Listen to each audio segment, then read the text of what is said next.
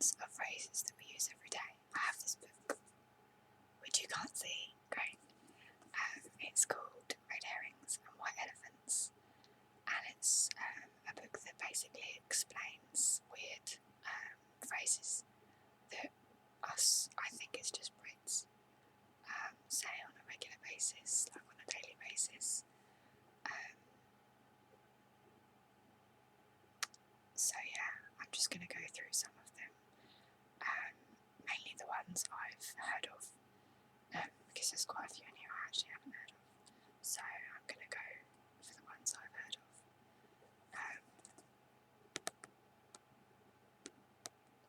Rather than just go through all of them, because it's obviously quite a thick book, so it's only quite a while to go through them. So yeah.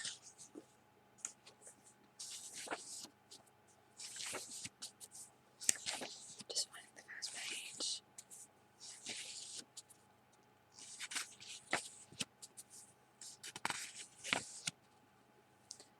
Oh, actually, I know what I'll do. I'll go to, because you have different sections in the book, for example, nautical, military, literature, language, etc. So I'm going to go to languages because I like languages, which is page 63. So I'll find page 63. Here we go, languages, okay. Okay, here's one. To wait with bated breath means to be anxiously excited and in suspense. Bait is a 14th century English word meaning to lessen and reduce, or to deprive altogether, and is an abbreviation of the word abate. It was first used in literature by William Shakespeare in The Merchant of Venice in 1596 to describe a person so tense that they could hardly breathe. So there you go.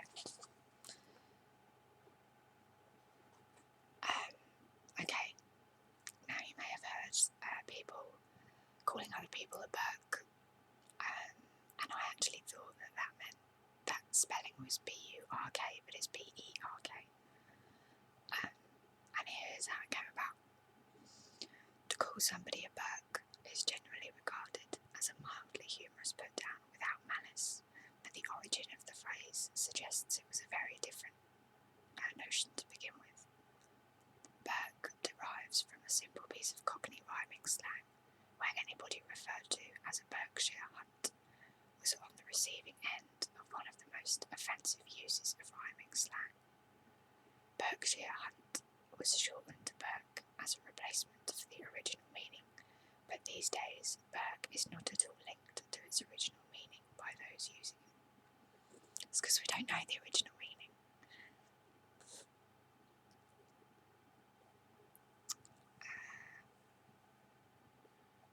What else?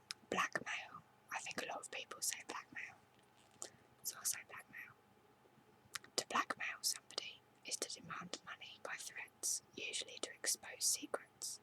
This word or phrase originated in the Highlands of Scotland in the 1600s.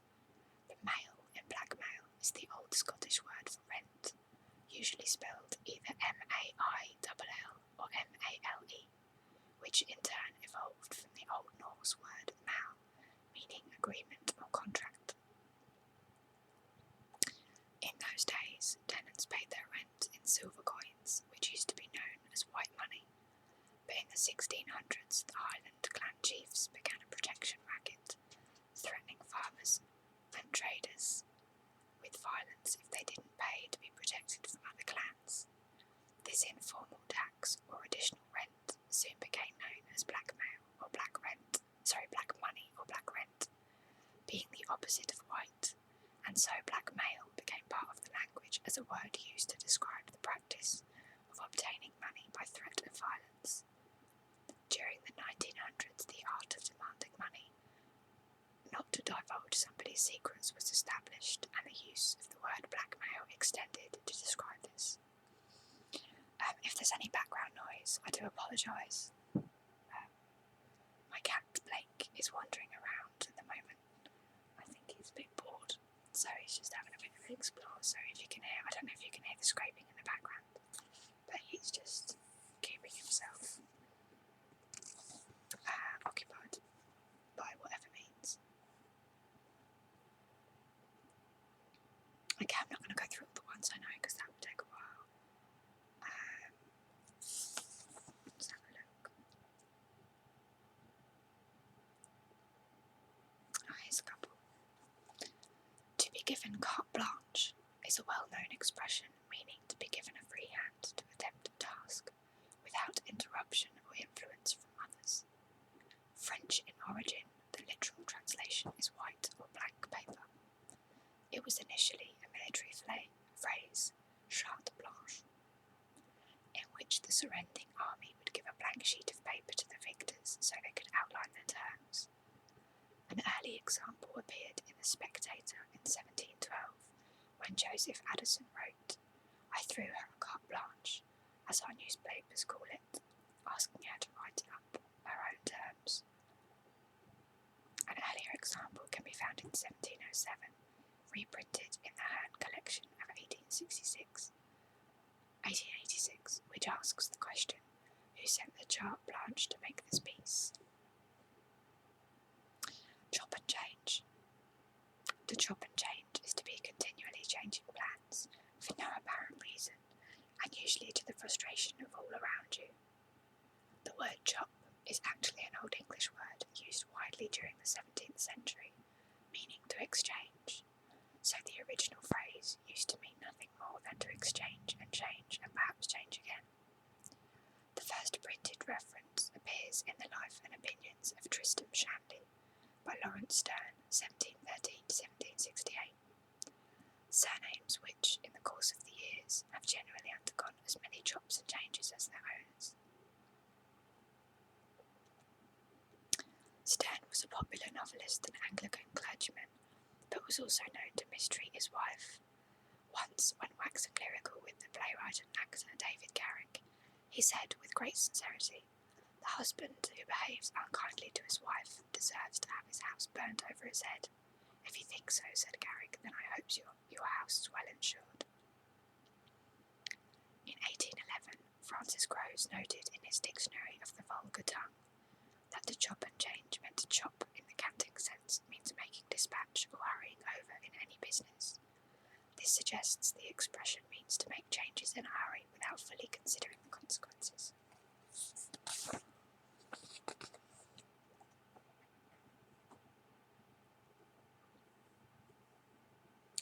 Okay. A load of old cobblers. Cockney rhyming slang is responsible for many phrases, and a load of old cobblers is another of them. These days, cobblers means something said is unbelievable or evident nonsense. It is an extension of a load of balls, a phrase widely used for centuries in England. A cobbler's awl is a tool used for making lace holes in shoes or boots. In Cockney rhyming slang, balls became cobbler's awls, or cobblers. In the Queen's English, it means you are talking codswallop.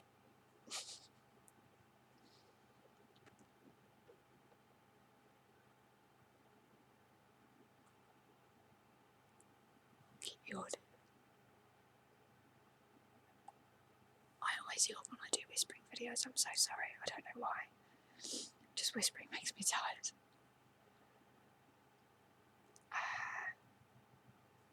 Okay, I've got another one here. A phrase which many of you must have heard is gone too lally. To describe a person as having gone too lally is to suggest they have gone mad. In the late 19th century, as the British Empire dominated the world, the British Army established a military base at Deolali, 100 miles north of Bombay in India. The base had an asylum into which unstable, battle-weary troops would be sent, but it also doubled as a transit camp, where soldiers, at the end of their duty tour, would be stationed to await the boat home. Ships only left for Blighty between November and March, so some soldiers had months to wait for their transportation. The ensuing drawn-out weeks of heat, exhaustion and boredom often resulted in strange and eccentric behaviour. The this behaviour would be explained on their return to Britain as the man having gone through Deolally. Deolally was recorded as military slang in 1925, and it says here, see also basket case. Maybe I will.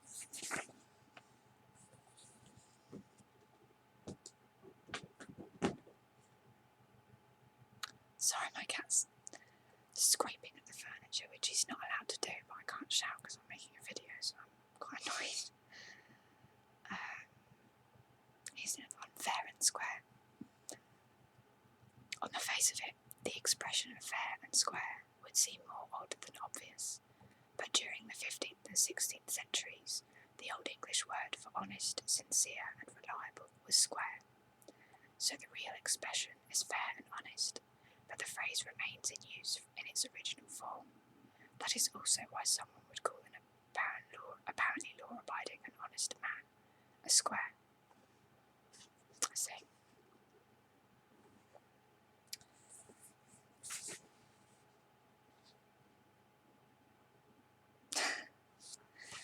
Here's a good one. Keeping stum, which, if anybody's interested, stum is spelt S-H-T-O-O-M. Keeping stum is a well-known expression for staying quiet or silent for fear of revealing something that could cause problems or trouble. Its earliest written use can be found as recently as 1958 in Frank Warner's book Bang to Rights, An Account of Prison Life. I think it's much better to keep stum. You could always stum up if any screws are re-holing. Warner had spent 3 years in prison during the 1950s, and the expression was already well-known prison slang by that time, deriving from the German word for silent. Or dumb, which is stum, pronounced stum. The word became part of prison language during the Second World War, when German prisoners would simply repeat the word stum under interrogation. Let's see.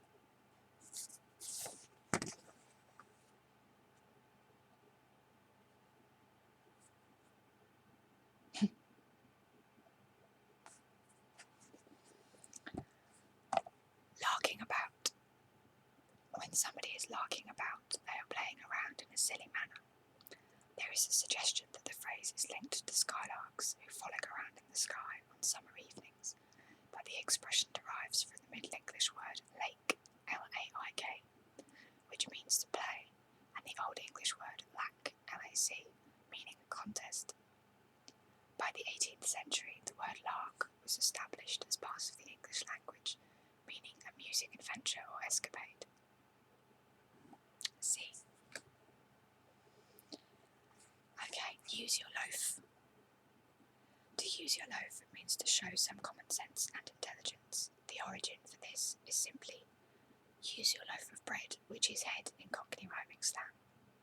So that's quite straightforward.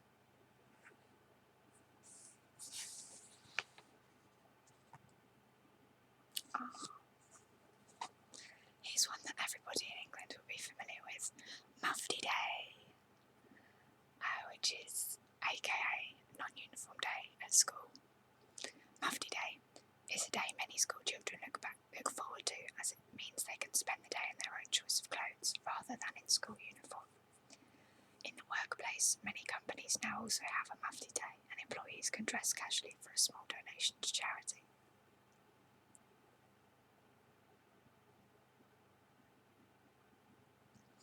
The phrase is a military one and originates in the Middle East, where British officers and their troops would relax in dressing gowns, smoking caps and slippers. This appearance was similar to that of a costume worn by experts in Muslim law who are called muftis. The expression returned to Britain with the military and passed into wider use during the 19th century.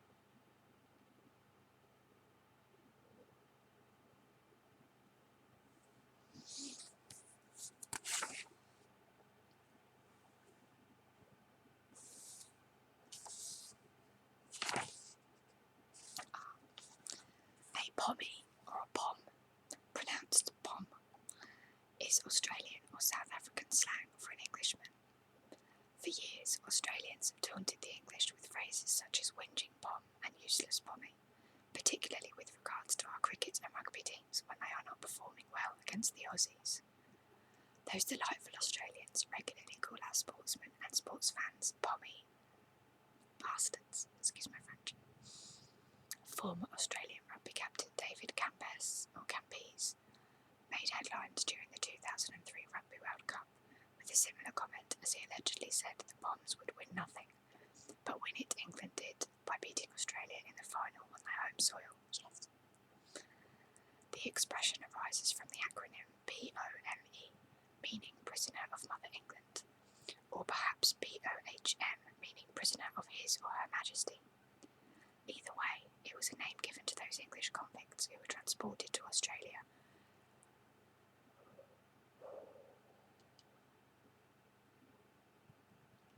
Between 1787 and 1868, and who were not natives of the country. So that means if you are not an Aborigine living in Australia, then you are a Pommy. And that means you, Mr. Campes, your fellow countrymen and all of your ancestors, not us still living in England, because none of us are descended from transported criminals.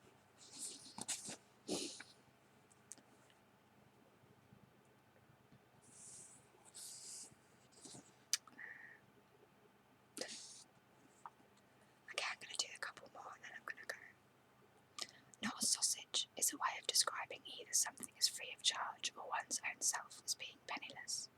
It is derived from another example of the colourful Cockney rhyming slang of London, where sausage and mash was a staple diet between the 17th and 18th centuries. To be without sausage and mash is to be without cash. To be in a shambles is to be in a state of complete disarray. This phrase is usually used as a criticism of a person, a group, or group of people. Criticism of a person, group of people, or a situation. The word shambles derives from the Old English word seamul, pronounced shamel, which means stool or table, as in a butcher's workbench.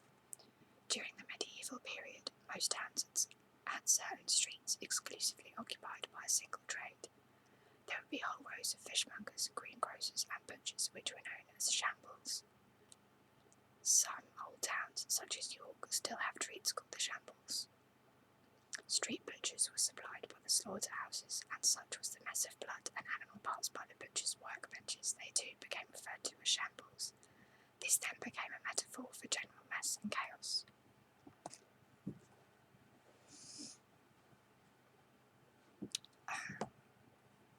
Thick as thieves is a term used to imply two or more people are on a very close, friendly terms with each other, often with a common purpose. It stems from a French phrase, like thieves at a fair, which describes groups of villains working in close collusion, which then hopped the Channel during the Norman Conquest in 1066. In England, the saying was first used by author Thomas Hook in his novel The Parson's Daughter, which was published in 1833. Contrary to popular belief, the phrase thick as thieves is not a reference to the intellect of those residing at Her Majesty's pleasure.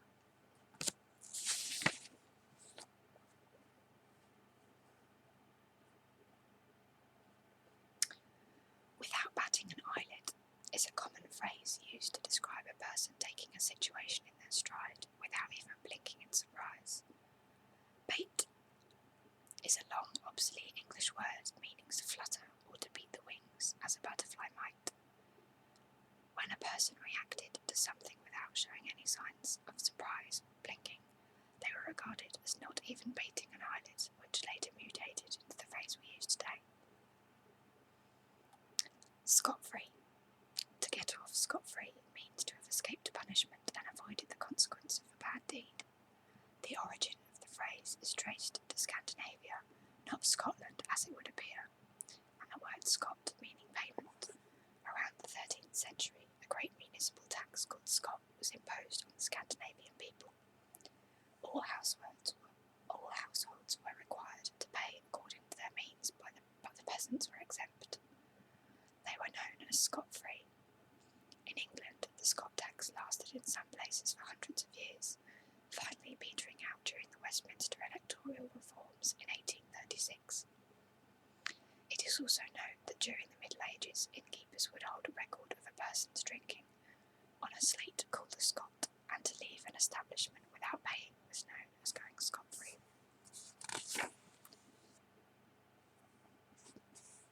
Okay, so that's the languages section. I'll probably do a series of red herrings and white elephants or something in my next few videos. I might even make another one later today. Well, later today, it's 11:30, so yeah. But as always, thank you very much for watching and listening, and take care. Bye bye.